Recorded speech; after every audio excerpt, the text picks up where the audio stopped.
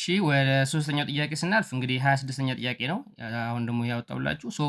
የሶስተኛው ጥያቄ ምንድነው የሚለው ግራፍ ተሰጥቷችኋል። ስለዚህ ከዚህ ግራፍ ውስጥ ለዚህ ግራፍ ትክክለኛው የሆነ ኢኩዌሽን የትኛው ነው የሚለው። ለዚህ ግራፍ ትክክለኛ ኢኩዌሽን የትኛው ነው? ከዚህ ከምርጫ ውስጥ ነው የምናየው። ከዛ በፊት ግን ግራፉን ብቻ በማየት ኢኩዌሽኑን ማውጣት ይቻላል። ኢንተርሰፕቶቹን ማወቅ ብቻ ነው የሚጠበቅባችሁ ማለት ነው። እንዴት ነው ኢንተርሰፕቶቹን ማወቅ የሚጠበቅብን?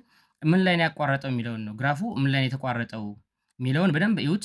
ጥያቄውን በደንብ እዩት። ስለዚህ ግራፉ የተቋረጠበትን በቀጥታ በቀላሉ ለማየት ኦብዘርቭ ዘ ኤክስ ኢንተርሰፕት ኦፍ ዘ ግራፍ ኦብዘርቭ ኤክስ ኢንተርሰፕት ኦፍ ዘ ግራፍ ኢት ክሮስስ አት ኤክስ ኢኳልስ ቱ ክሮስ ያደረገው ግራፉ ክሮስ ያደረገበት ምን ላይ ነው እንደምታዩት እዚህ ጋር ማይነስ ዋን ላይ እንደገና ማን ላይ አለ ዜሮ ላይ እና ምን አለ ማለት ነው።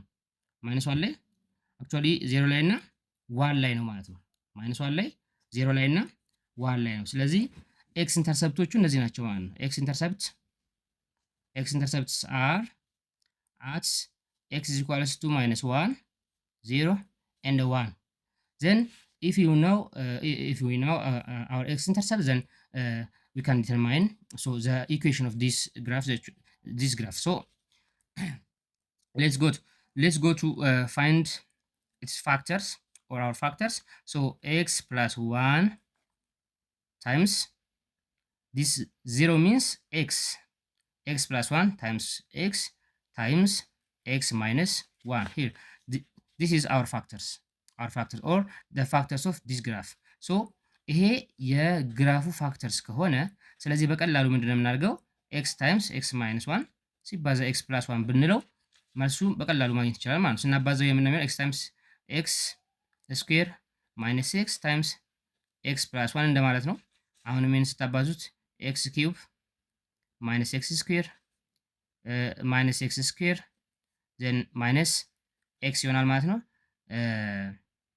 x cube minus x square plus x square ነው ሶሪ x square times x ነው።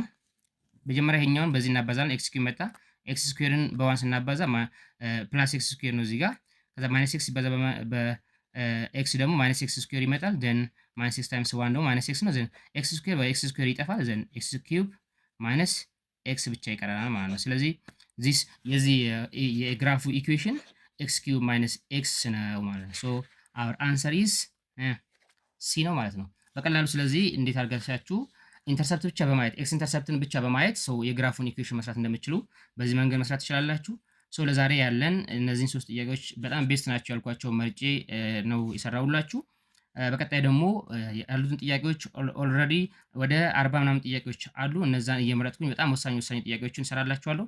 ይህንን ሳሰሩ ማናችሁም እንዳትገቡ ወደ ፈተና።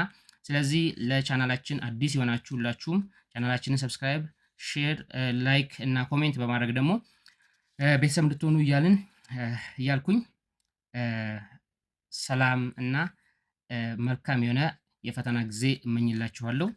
ሻሎም